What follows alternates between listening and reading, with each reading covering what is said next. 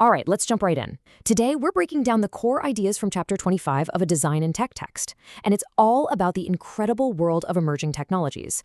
You know, the stuff that's being cooked up right now that is literally going to change everything about how we live. I want to kick things off with a single sentence that sounds like it's straight out of a sci-fi movie. But it's not. It's 100% real, and it perfectly captures the power of what we're talking about today. So get this, a drone, specially designed for this mission, flew a donated human kidney across a city to a hospital. And inside, surgeons were ready and waiting, and they successfully transplanted that organ into a person who desperately needed it. I mean, this was a massive achievement. It wasn't just about the tech. It was this amazing collaboration between doctors, engineers, and researchers. It's just a perfect, powerful example of how new inventions can solve our most critical life or death problems. Okay, so that life-saving drone is an incredible story. But it brings up a much bigger question, right? What exactly makes a technology emerging? What puts an invention into that special category? Well, the key thing to get here is that we're not just talking about a new gadget or an app. An emerging technology is a whole new field that's breaking completely new ground. Think about the big ones, like artificial intelligence or robotics or nanotechnology. These aren't just improvements, they're totally new ways of doing things.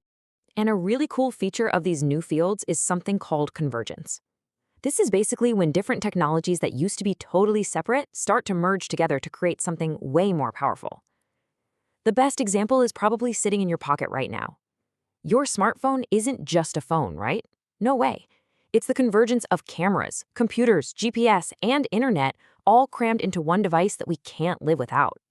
So where does all this innovation actually come from? I mean, what are the big challenges and pressures in the world that are pushing us to invent the future? Well, one of the biggest drivers, maybe the biggest, is the health of our planet.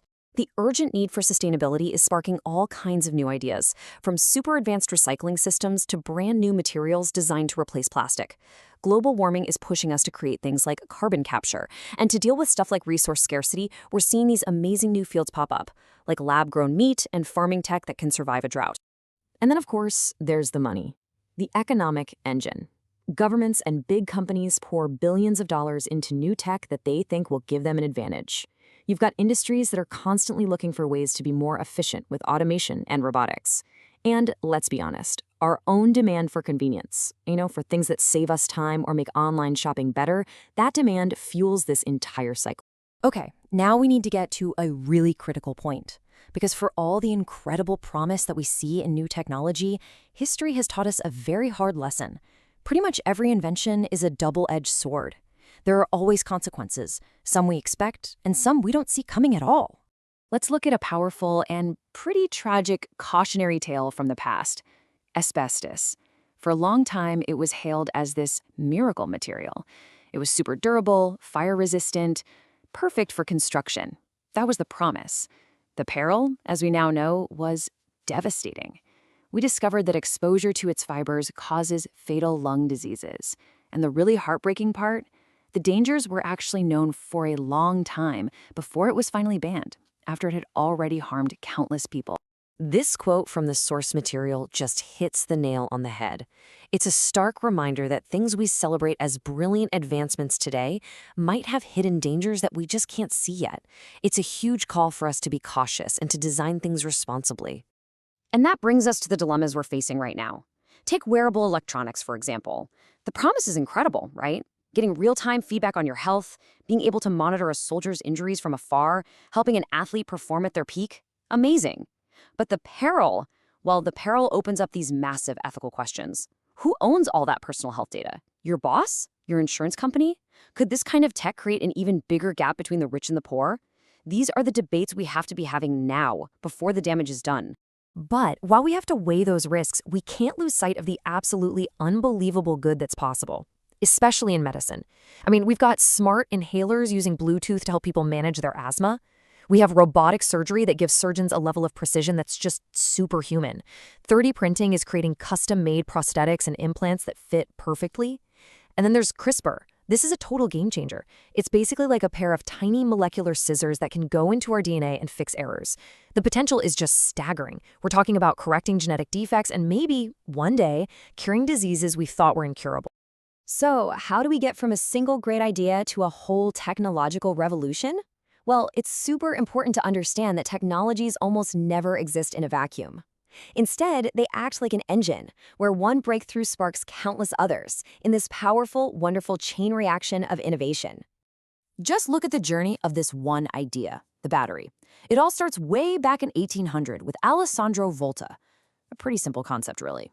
But that single invention made things like the telegraph and the telephone possible. Then in the 90s, rechargeable batteries powered all our first consumer electronics. And now, today, over 200 years later, that same fundamental technology is at the very heart of the electric car revolution. How wild is that? We see the exact same pattern in medicine. When the X-ray machine was invented, it was mind-blowing. For the very first time, we could see inside a living person without having to do surgery. But it didn't stop there. That single idea was a catalyst. It opened the door for decades of new innovation, leading directly to the incredibly advanced MRI, CAT, and PET scanners that are so essential for doctors today. And all of this brings us to our final and maybe the most important point of all. These promises, these perils, these engines of innovation, they aren't just things that are happening to us. We are all active players in this. We get to help decide what gets invented and, more importantly, how we choose to use it. I think this quote just puts it perfectly. Whether you're an engineer designing the next big thing, or you're just a consumer deciding what to buy, you are shaping the future. It's asking us to think beyond what's convenient for us today and to think really hard about the kind of world we're building for the generations that come after us. So, this means we all have a responsibility. We need to be the ones asking the tough questions. Is this new technology fair for everyone? Is it sustainable? Does it line up with our values? By actually asking these questions, we can actively help build a better, more thoughtful future.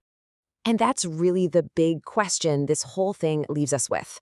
The ideas being worked on in labs right now, that's going to be the normal, everyday world of tomorrow. The power to shape what that world looks like is, in a very real way, in all of our hands. So the question is, what kind of world will we choose to build?